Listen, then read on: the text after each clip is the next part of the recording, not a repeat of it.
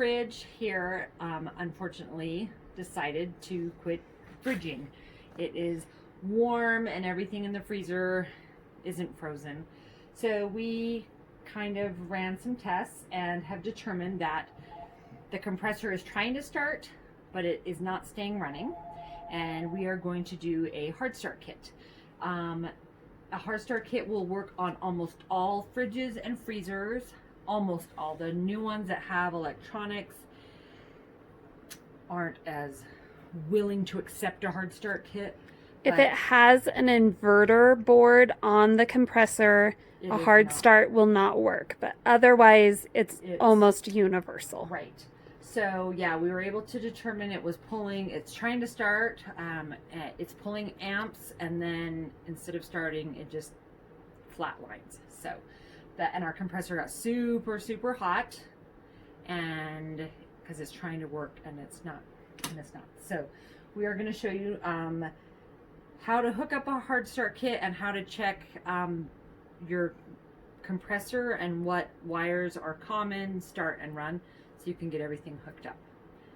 Okay, so this is the back of our fridge. We took off this little panel. Here's our compressor, and this hard start kit is going to, we're going to remove this cover here. Maybe super dirty. There are all these things plugged into the compressor, and we're going to unplug all of those and replace it with everything that is in this little hard start bag. So move my cover out of the way and we'll go from there. Okay.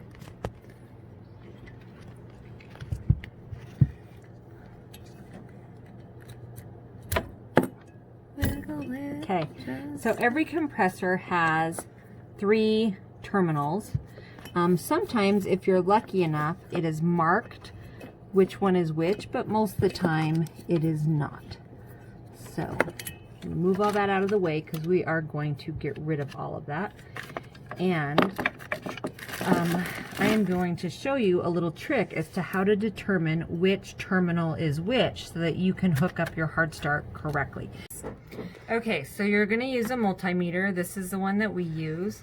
You just need to do an ohms of resistance is basically what we're looking for. So we are going to check the ohms of resistance between each of these terminals, and I've written down a little map. If you can see here, these 3 dots are representing the 3 pegs on the compressor. Okay. So we're going to go, let's go top one to this far one, and we're going to check on our meter, and our meter says 8.2. So I'm going to write down on this piece of paper 8.2 between these 2 terminals. Now we'll go from the 2 bottom terminals, and our reading is 11.8. Hang on, let me get a better. 12.1. Okay, that was between our 2 bottoms, so we're going to write that 12.1, and then we are going to go from this one here, from the bottom closest to me to the top, which is 3.2. So run to start is the highest, so our highest numbers is 12.1. so run to start. Run to common is the middle, so that's run to common. And start to common is your lowest. So by that, we have determined that this bottom terminal is our run terminal, this terminal is our start, and the top is our common. Got that? Yep. Okay, now we'll get this hooked up. All right, so I've taken this hard start kit out of the bag. It looks a little bit more intimidating than it really is. So we've got 3 wires. All 3 wires have those little rounded terminals right there. You can see that will plug onto those pegs that are on the compressor. It has these little ones here that are capped off. This is for if your refrigerator has a separate run capacitor. So each one of these comes with a diagram, And if it has a separate run capacitor on your compressor, you'll usually see it just kind of tucked off to the side. If it has it, you will uncap these and then plug this into the run capacitor. If you don't, just leave them capped and ignore this part of it. Ours does not have a run capacitor, so we will not be using those. So we are going to plug these all in, and this diagram here tells us black goes to our common, which we know is the top. The start is the white, and the run is the red, and we know run red, start white, we know which ones are which. So we are going to automatically plug in our black on the top to the common, and they're snug, and you want them to be snug or they'll arc and burn out. So white goes to your start. Our start was on this side, and then red goes over here to our run. All right. Now that's all hooked up and ready to go. Now we just have to hook up power. So everything that we took off, kind of have a lot of stuff going on.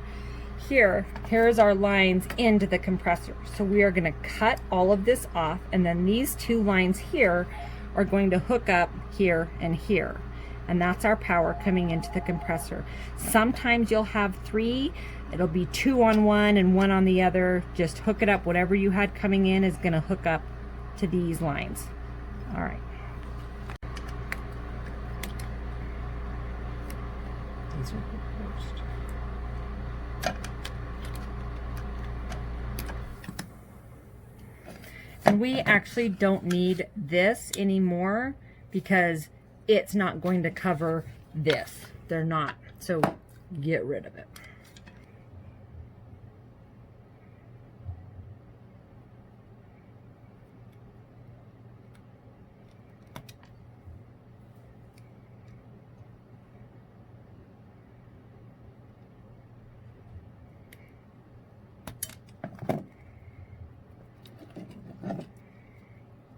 All right, and then when I use wire nuts, I just like to make sure my wires are nice, and then we twist them together. Always twist your wires together first, and then twist your wire nut in the same direction, and that makes them nice and snug.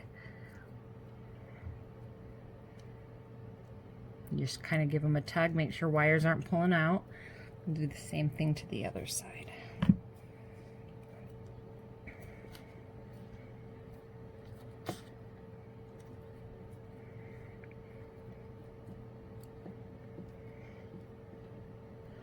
All right, now as long as we've done everything correctly and everything's good and snug, we can plug in our fridge, and our compressor should now turn on and start keeping things cold. So the idea with a hard start is when a compressor is starting to go bad, this will give it a little bit extra oomph to get that compressor to turn on. It can shorten the life of a compressor that is already going bad, but you already know that your fridge is on life support at this point, so it is just a really easy way to see if it is new fridge time or if it if this is gonna kind of buy you a little bit more time. This fix can last anywhere from a couple days to even a couple years. It just kind of depends on the fridge. So if you turn on the fridge and it doesn't work, go ahead and switch your bottom two wires here. Every once in a while, that makes a difference. So you can switch them, but it's not going to ruin the compressor if they were hooked up wrong in the beginning. So we're going to go ahead and plug this in and see what happens. Let's try in.